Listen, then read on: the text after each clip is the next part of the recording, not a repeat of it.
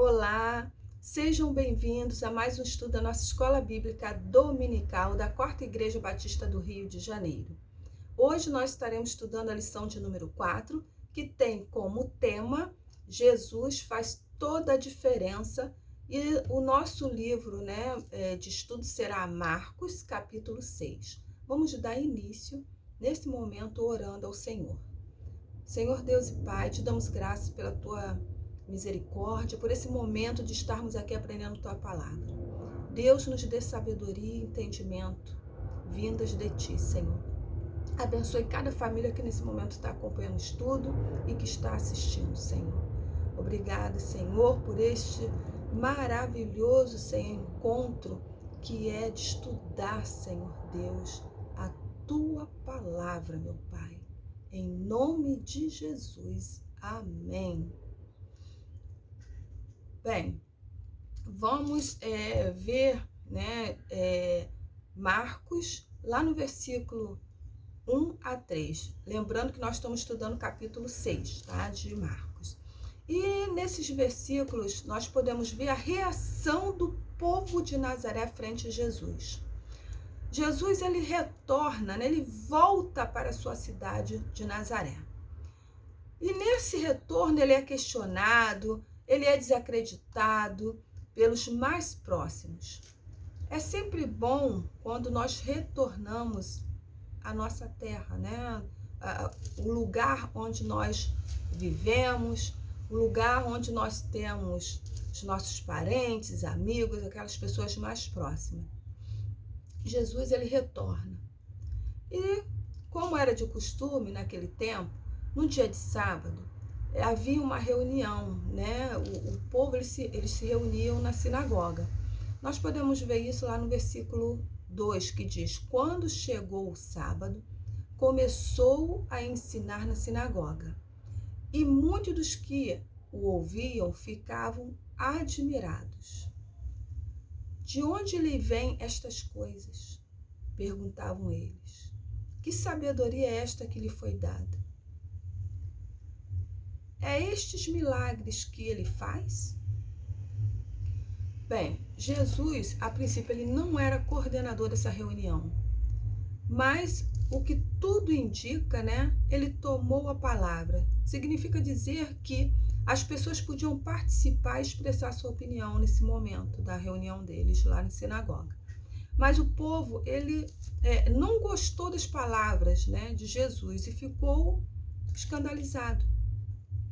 Jesus, um moço que eles conheciam desde criança, como é que ele agora ficou tão diferente?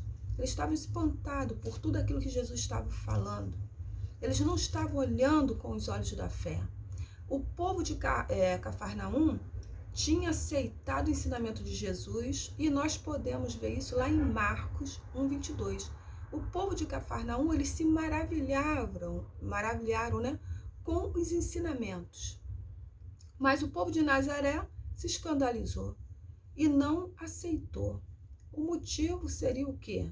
Esse não é o carpinteiro, filho de Maria? Para eles, falar de Deus, falar das coisas de Deus, tinha que ser uma pessoa totalmente diferente. Não pessoas que pessoas que estariam ali no meio deles, Na visão das pessoas, para falar de Deus, não poderia ser Jesus, e sim uma outra pessoa que viesse de um outro lugar, uma pessoa totalmente diferente. Mas tudo isso aconteceu para também que se cumprisse a promessa a respeito de Jesus. Nós podemos ver lá em Salmos 69:8, que diz, Em Salmos já fala, olha, tenho me tornado um estranho para com os meus irmãos e um desconhecido para com os filhos de minha mãe. Infelizmente, existem pessoas que sabem tudo sobre a Bíblia, mas nunca nasceram de novo. Não estão com o olhar direcionado para Cristo. Se aquele povo estivesse com o olhar direcionado para as coisas de Deus, eles iam se maravilhar de tudo aquilo que Jesus estava falando. A reação de Jesus diante da atitude do povo de Nazaré foi de quê? Foi de tristeza. E lá no versículo 4, né, nós podemos ver o que diz. Só em sua própria terra, entre seus parentes e em sua própria casa, é que um profeta não tem honra. De fato, onde não existe a aceitação nem fé, a gente não pode fazer nada. O preconceito impede. Jesus, mesmo querendo, não pôde fazer nada. Ele ficou admirado da falta de fé das pessoas ao seu redor. Amados, a lição que o Senhor Jesus nos mostra aqui é que não devemos nos espantar caso as pessoas próximas a nós não nos apoiem nos projetos da nossa vida. Precisamos estar cientes de que muitas vezes a maior oposição aos sonhos e projetos de Deus para a nossa vida está muito próximo de nós. Nas pessoas da nossa casa, pessoas que estão à nossa volta. É fundamental desenvolver um relacionamento profundo com Jesus e colocar o nosso olhar nele, no que ele diz a nosso respeito. Porque assim poderemos viver todo o plano de Deus para a nossa vida. Onde não há fé, Jesus não pode fazer milagres. Vamos meditar nas seguintes perguntas. Jesus teve problemas com seus parentes e com sua comunidade. Desde que você começou a viver o melhor do Evangelho, alguma coisa mudou no seu relacionamento com a sua família e seus parentes? Jesus não pôde fazer muitos milagres em Nazaré, porque faltou o quê? A fé. E hoje, será que ele encontraria fé em nós? Nos versículos de 7 a 13, fala sobre as instruções sobre a missão dada por Jesus. No versículo 7, nós encontramos o seguinte: chamou a si os 12 e começou a enviá-los a 2 e 2, e deu-lhes poder sobre os espíritos imundos. Jesus chama seus discípulos para si. Deixa claro que não existe missão para ele sem estar com ele. Uma lição que podemos tirar desse versículo é que nós não fomos chamados para viver somente dentro da igreja.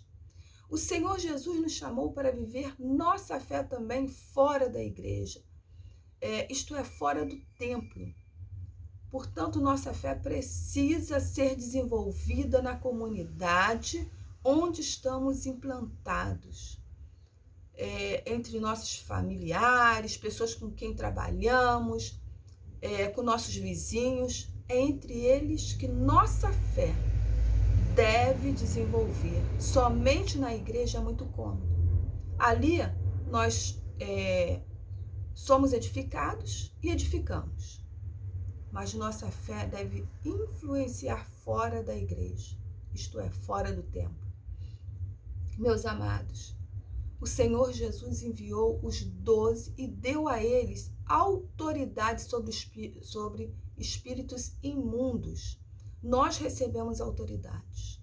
Nós recebemos ministração do Senhor Jesus para abençoar a vida das pessoas, para termos compaixão com aqueles que se encontram prisioneiros do pecado, porque nós fomos libertos e recebemos o Espírito Santo para essa capacitação.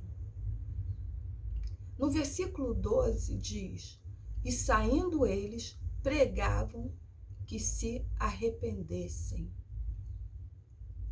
A mensagem do cristão autêntico é uma mensagem de arrependimento e libertação. Há muitas pessoas vivendo com fardos do pecado sobre suas costas. Há muitas pessoas vivendo oprimidas pelos erros da vida, pelas frustrações da vida. enfim, muitas adversidades da vida fazem com que as pessoas estejam vivendo em verdadeiro cativo. Mas o Senhor Jesus nos chamou para proclamar libertação. Eu e você devemos ser agentes de libertação. Eu e você devemos ser agentes da mensagem do Evangelho e da paz, de forma que aqueles que estão cativos venham encontrar em Jesus liberdade. Jesus envia os 12 para a missão. Diante do fechamento da sua família e de seu povoado, Jesus deixou Nazaré de lado e começou a percorrer os povoados nas redondezas. Ele abriu a missão e intensificou o anúncio das boas novas, chamando os 12 e enviando várias recomendações, né? Eles foram e é iniciada uma nova etapa. Agora já não é Jesus, mas é todo o grupo que vai anunciar as boas novas ao povo. Amados, se Jesus faz diferença na minha vida e na sua vida, devemos partir para a missão, levando as boas novas da salvação. Em Marcos, nos versículos 14 a 29, há uma tentativa de silenciar, a gente pode ler lá, silenciar a voz que clama. O Evangelho de Marcos relata com muitos detalhes a morte de João Batista e a sua relação com a vida pública de Jesus. Além disso, denuncia a vida luxuosa dos governantes e a vida sofrida das pessoas subjugadas pelo poder dominante. No versículo 16 diz: Herodes, porém, ouvindo isto, disse: Este é João, que mandei degolar, ressuscitou dentre os mortos. Herodes é o mais covarde, né? Ele é mais covarde que cruel, como foi seu pai, Herodes o Grande. Débil de caráter, dominado por suas paixões, fazia muitas coisas quando encontrava João, exceto acertar a sua vida segundo a vontade de Deus. Quer dizer, ele ouvia João, ele sabia que estava errado, ele gostava de ouvir as mensagens de João Batista. Mas se acertar diante de Deus, isto ele não fazia. Em Provérbios 28:1 diz: o homem com a consciência pesada vive num estado de temor.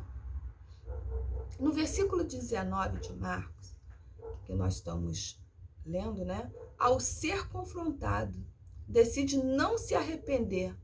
Em vez disso, prende e silencia a voz que clama no deserto. Da mesma maneira, agem muitos ao serem confrontados por seus pecados. Tentam inutilmente silenciar a voz que os chama ao arrependimento. E desta vez, não é a voz de João, e sim a voz de Deus. Pecado não se justifica. O pecado, ele se confessa, né? Herodias odiava João Batista por chamar seu casamento de pecado. Seu primeiro marido foi Filipe, o qual abandonou e se casou com seu irmão Herodes Antipas. Pelo fato de João Batista ter censurado este incestuoso casamento, nós podemos ver lá em Marcos, nos versículos 17 e 18, ordenou Herodes Antipas que ele fosse preso e mais tarde mandou degolá-lo.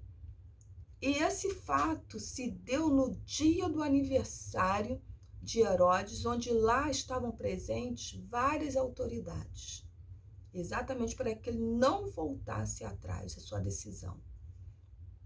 No versículo 20, porque Herodes temia a João e o protegia, sabendo que ele era um homem justo e santo, e quando o ouvia ficava perplexo. Mesmo assim, gostava de ouvir. Ele ficava perplexo porque João, ele falava sobre seus erros, o que ele estava cometendo de errado. Ele sabia que estava no erro, Herodes sabia que ele estava errado. Mas mesmo assim, ele não confessava os seus pecados, ele não se convertia diante do Senhor. De que adianta gostar de ouvir, né, a pregação, quebrantar-se, comover-se e não mudar de vida? Herodes não mudava de vida. Herodes continuou em adultério. E o fato de reconhecer o pregador como um homem justo e santo não o privou de assassinar João de forma brutal.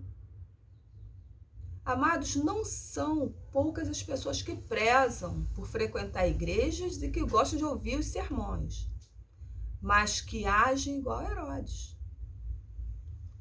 Até choram, mas não mudam de vida, não deixam o pecado e sim procuram o quê? Justificá-lo. Confessar os pecados traz libertação.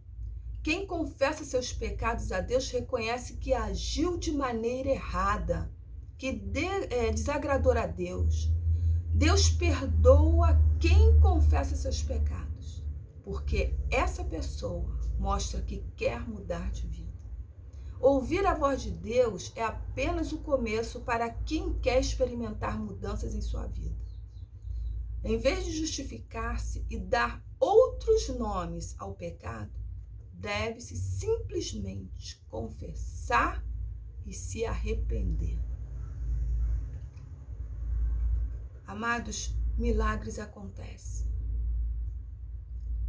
E lá no versículo 34, nós podemos ver que Jesus saindo, viu uma grande multidão e teve compaixão delas, porque eram como ovelhas que não têm pastor, e começou a ensinar-lhes muitas coisas. Quando Jesus olhou para as multidões, teve compaixão. Jesus conhecia os destinos dessas pessoas. Essas pessoas foram criadas à sua imagem. Não eram problemas a serem resolvidos, mas pessoas a serem amadas. Jesus foi movido com compaixão. Jesus tem compaixão de nós, de nossa vida. E quando Jesus tem compaixão, alguma coisa acontece. Naquele dia, Jesus e seus discípulos iriam encontrar um lugar tranquilo juntos. Quando eles chegaram ao destino, encontraram muitas pessoas que se reuniam, para vê-lo. Embora Jesus tivesse planejado ficar sozinho, mudou seus planos, E você sabe por quê?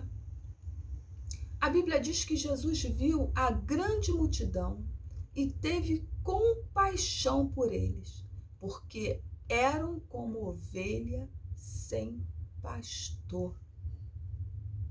Os discípulos queriam mandar a multidão embora, mas Jesus tinha um plano diferente. Jesus tem um plano diferente para a nossa vida. Por mais que queiram atrapalhar sua vida, Jesus tem um plano para você e para mim. No versículo 41 diz: e tomando ele os 5 pães e os 2 peixes, levantou os olhos ao céu, abençoou e partiu os pães, e deu-os aos seus discípulos, para que os pusessem diante deles. E partiu os 2 pães, os 2 peixes por todos. O pouco que você tem é o suficiente, porque Deus faz milagre. Jesus pediu aos discípulos para ver quantos pães eles tinham. E os discípulos encontraram na multidão 5 pães e 2 peixes. Jesus orou sobre a comida e depois os discípulos começaram o quê? A distribuir. Então o milagre aconteceu. Havia o suficiente para alimentar 5.000 pessoas e sobraram 12 cestas. Deus providenciou mais do que precisava. Essa história deve nos lembrar que Deus se importa conosco e fornecerá tudo o que precisamos. Temos que confiar em Deus e obedecer ao que Ele nos diz para fazer, assim como os discípulos fizeram. Se Jesus pôde alimentar mais de 5.000 pessoas com apenas alguns pães e peixes, então certamente Deus hoje quer te dar a maior bênção, infinitamente maior que você pode receber em sua vida, a salvação. Nos versículos 45 a 56, vamos perceber que Jesus é a única esperança. Jesus havia acabado de realizar um milagre, o da multiplicação dos pães. Ao sentir desejo de orar, pediu aos seus discípulos que subissem em seus barcos e passassem adiante, para o outro lado de Betsaida. Não contavam, porém, com os fortes ventos que lhes sobrevieram, impedindo-os a cumprir a sua missão. No versículo 48 diz: e vendo-os em dificuldade a remar, porque o vento lhes era ao contrário, por volta da 4ª vigília da noite, veio ter com eles, andando por sobre o mar, e queria tomar-lhes a dianteira. A palavra dificuldade nós encontramos nesse texto. Deus conhece a nossa dificuldade, aquilo que está atrapalhando a nossa vida, tirando o nosso sono, gerando aflição e angústia. Deus não está indiferente aos nossos problemas. Pelo contrário, tem um desejo enorme de resolver nossas aflições. Deus quer nos ajudar e Ele enxerga as nossas dificuldades. Ele conhece as nossas tribulações. Os discípulos enfrentaram mais uma terrível tempestade no mar da Galileia. Desta vez, Jesus não estava com eles no barco, mas se aproxima deles em plena tempestade e os livra. Aprendemos que existem situações maiores que a nossa capacidade possa resolver. E Jesus não é uma mera opção, Ele é a opção. Jesus é a única esperança. Basta um simples contato, lá no versículo 54, 56 a 56. No versículo 56, onde quer que ele fosse, povoados, cidades ou campos, levavam os doentes para as praças, suplicavam-lhe que pudessem pelo menos tocar na borda de seu manto, e todos os que nele tocavam eram curados. Não podemos, irmãos, desperdiçar as oportunidades que Deus nos dá em nossas vidas, de se achegar a Ele e resolver a nossa vida. Consertar diante de Deus tudo aquilo que esteja fora do eixo. Precisamos aproveitar os momentos em que Deus derrama da sua presença para sermos curados. O povo de Genezaré aproveitou a presença de Jesus para trazerem até ele todos os enfermos, coxos, paralíticos, cegos que haviam por aquela região, para serem o quê? Curados. Bem, nós sabemos, irmãos, que Jesus faz toda a diferença no momento que nós precisamos. Concluindo, devemos aproveitar as oportunidades que a vida nos oferece para estarmos com os ponteiros acertados diante de Deus. As pessoas tiveram fé, acreditaram no que Jesus poderia fazer por elas.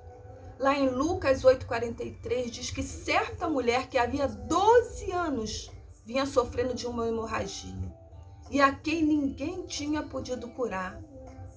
Essa mulher creu, tocou em Jesus e foi o quê? Curada. Precisamos tocar em Jesus pela fé, acreditando que seremos curados, restaurados, transformados e renovados. Jesus fez toda a diferença na vida daquela mulher. Jesus é a única esperança, a nossa única esperança de cura e transformação. Se você ainda não experimentou dessa transformação, que seja hoje o dia. Amados, não importa o problema pelo qual está passando nesse momento. Lembre-se, Jesus faz toda a diferença na nossa vida. Um dia abençoado para todos e até o nosso próximo estudo, se Deus assim nos permitir. Amém.